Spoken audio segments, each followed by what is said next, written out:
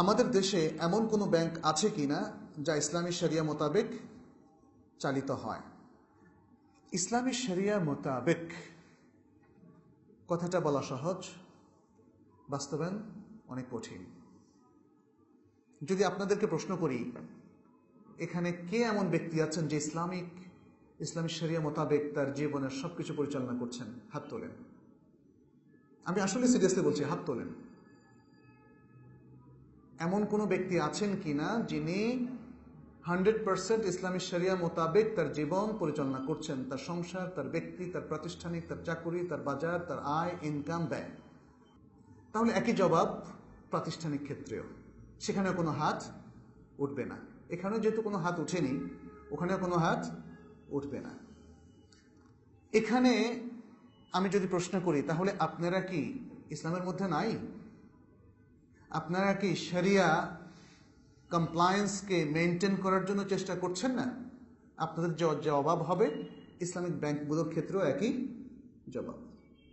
চেষ্টা করছে, কিন্তু 100% কেউ করতে পারছে না।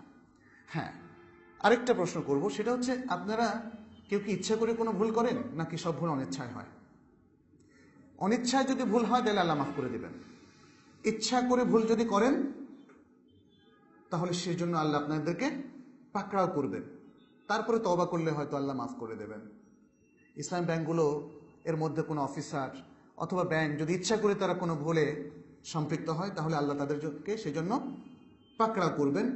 এবং যদি তাদের ইচ্ছার বিরুদ্ধে সিস্টেমের কারণে, যেহেতু কনভেনশনাল অন ইসলামিক সিস্টেম অর্থনীতি এখানে পরিচালিত হচ্ছে, অতএব যেখানে তারা বাধ্য হন, থেমে যেতে বাধ্য হন, সেটা হয়তো আল্লাহ মাফ করবেন। কিন্তু সুযোগ থাকা সত্ত্বেও, সংশোধনের সুযোগ থাকা সত্ত্বেও যদি কোনো ইসলামী ব্যাংক সেটা মেনটেন না করে, তাহলে সেই জন্য তারা ধরা খাবে। কনক্লুশনে বলবো, এককভাবে এটা বলা সম্ভব নয় যে একটা ইসলামী ব্যাংক 100% ইসলামিক কমপ্লায়েন্সটা মেনটেন করছে। আবার এটাও বলা সম্ভব নয় যে এই ইসলামিক ব্যাংকটা 100% আসলে কনভেনশনাল, পুরোটাই ধোঁকা। এটাও বলা সম্ভব নয়। এখানে রেটিং এর ব্যবস্থা থাকা উচিত, কিন্তু আমি তো রেটিং এজেন্সি না। অতএব কোন ব্যাংক ইসলামিক কমপ্লায়েন্স প্রোটেকশনের ক্ষেত্রে কতটা রেট প্রাপ্ত হবে, 90, 95, 85, 60, 47, 30, 25, নাকি 20 অথবা আন্ডার 20, আই ডোন্ট নো। এই ব্যাপারে অবশ্যই সংশ্লিষ্ট ব্যাংকের সমস্ত কার্যক্রম যিনি হুকুম দিতে চান তাকে খতিয়ে দেখতে হবে। তবে এই ব্যাংকগুলোর সাথে মুআমালা জায়েজ কিনা সেটা প্রশ্ন আসতে পারে। কতটা ইসলামিক এটা রেটিংয়ের সাথে রিলেটেড, এবং সে উত্তরটা আমরা সুনির্দিষ্টভাবে দিতে পারবো না। তবে এতটুকু বলা যাবে যে তারা চেষ্টা করছে, সেই চেষ্টায় আমাদের হেল্প করা উচিত। যে কোনো প্রতিষ্ঠান শরিয়া কমপ্লায়েন্সকে প্রোটেক্ট করতে চায়, তাদেরকে হেল্প করা উচিত। ইভেন তাদের রেটিং যদি অনেক নিচেও থাকে, না করে আপনি কি করবেন? না করে কি করবেন? যদি সব সেক্টরিতে একই অবস্থা, ইঞ্জিনিয়ারিং, প্রশাসন, মেডিকেল, সেই ক্লিনিকগুলো সবখানে তো একই অবস্থা, আপনি কি বলবেন যে আমি ক্লিনিকে চিকিৎসা নেব না, আমি এই ডাক্তারের কাছে যাব না কারণ তিনি কমিশন খান, এই প্রকৌশলীকে আমি নিয়োগ করব না কারণ সে 2 নম্বর করে? আপনি তো যে প্রকৌশলী নিয়োগ করেন না কেন, আপনি যদি নিজেও বিল্ডিং করেন, প্রকৌশলী সেখানে 2 নম্বর করতেই পারে, সেটা তার থাকবে। আল্লাহ তাকে পাকড়াও করার মেথোডোলজি নির্ধারণ করে দিয়েছেন, সেই মেথোডোলজি আমরা সবাই জানি। আল্লাহ কিসে পাকড়াও করবেন, কিসে করবেন না। কিন্তু এই সমাজে চলতে গেলে আমাকে তো কোনো না কোনো ব্যাংকে যেতে হবে। তাহলে মন্দের ভালো যেগুলোতে, সেগুলোতে আমাদের যেতে হবে। যেগুলোতে শরিয়া কমপ্লায়েন্স মোটামুটি আছে, শরিয়া কমপ্লায়েন্স যেগুলো রক্ষা করে, তার মধ্যে যেটা রেটিংটা একটু বেশি বলে আমার কাছে মনে হয়, আমি সেটাতে যাব। দিনদারির রেটিং অনুযায়ী মানুষের সাথে আমাদের মামলা করতে হবে। যেমন ধরুন, এখানে তরুণরা কেউ হয়তো বিয়ে করবে, বিয়ে করার ক্ষেত্রে তার ফার্স্ট প্রায়োরিটি হচ্ছে দিনদার পাত্রী।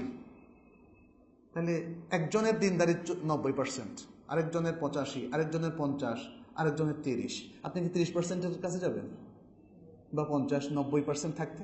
এখানে দিনদারিকে ফজফার বেদাতির দিন, রাসূল সাল্লাল্লাহু আলাইহি ওয়াসাল্লাম বলেছেন। ঠিক তেমনি প্রতিষ্ঠানের ক্ষেত্রে যখন বাচ্চাকে স্কুলে ভর্তি করাবেন, দেখবেন যে কোথাও সে সঠিক তারবিয়াতটা পাবে, সে স্কুলে সেই মাদ্রাসায় আপনি যাবেন। যেখানে কম পাবে সেটা না, আপনার রিপুটেশনটা আপনার মেইন হওয়া উচিত না। ঠিক তেমনি ব্যাংকিংয়ের ক্ষেত্রেও বা ফিনান্সিয়াল ট্রানজ্যাকশনের ক্ষেত্রেও এই একটা মেথোডোলজি আমাদের ফলো করতে হবে। কিন্তু আমরা অনেকেই খুবই এক্সাইটেড, না ইসলামী ব্যাংক সবগুলো ধোঁকাবাজ, এই সেই, ওটা হচ্ছে মাথা গরমের কথা। আমরা কিন্তু এই সমাজে সবাই চেষ্টা করতে পারি না। আপনি একজন সচেতন নাগরিক, মুসলিম নাগরিক হিসাবে আপনি ইসলামিক ব্যাংকিং অথবা ইসলামিক ফিন্যান্সের পক্ষে কি আপনি দাঁড়াতে পারেন না? আপনার কি কিছুই করার নেই, শুধুই কি সমালোচনা করাটাই দায়িত্ব? আর সমালোচনা যদি করেন তাহলে কনস্ট্রাকটিভ করবেন, ধরিয়ে দিবেন মানুষের ভুল, এমনভাবে যেন তারা সংশোধিত হয়। কারণ অনেকেই আমরা যখন একটু ইলাবোরেটলি না বলি, মানুষ মনে করে আমরা ভুলটুক সহ সব সমর্থন করছি। বিষয়টা ব্যাপারটা তা না। এতগুলো কথা বলার অর্থ হচ্ছে আসলে উপলব্ধি করুন, মুসলিম উম্মাহ আজকে খুবই স্থিতদের সাথে শান্ত থেকে তাকে অনেক কিছু ভাবতে হবে, চিন্তা করতে হবে। মাথা গরম করা যাবে না, এক্সাইটেড হওয়া যাবে না। একটু মানে ব্যাসকম হলো বাস বিভক্ত হয়ে গেলাম, এক অন্যের প্রতি আক্রমণ শুরু করলাম, আজে বাজে বক্তব্য দেওয়া শুরু করলাম। এগুলো থেকে ফিরে আসতে হবে, এগুলো থেকে ফিরে আসতে হবে। আজকে উম্মার আরো দুর্ভাগ্য তৈরি হচ্ছে এই সমস্ত কারণে। আপনারা সারা বিশ্বের চিত্রের প্রতি একটু খেয়াল করুন।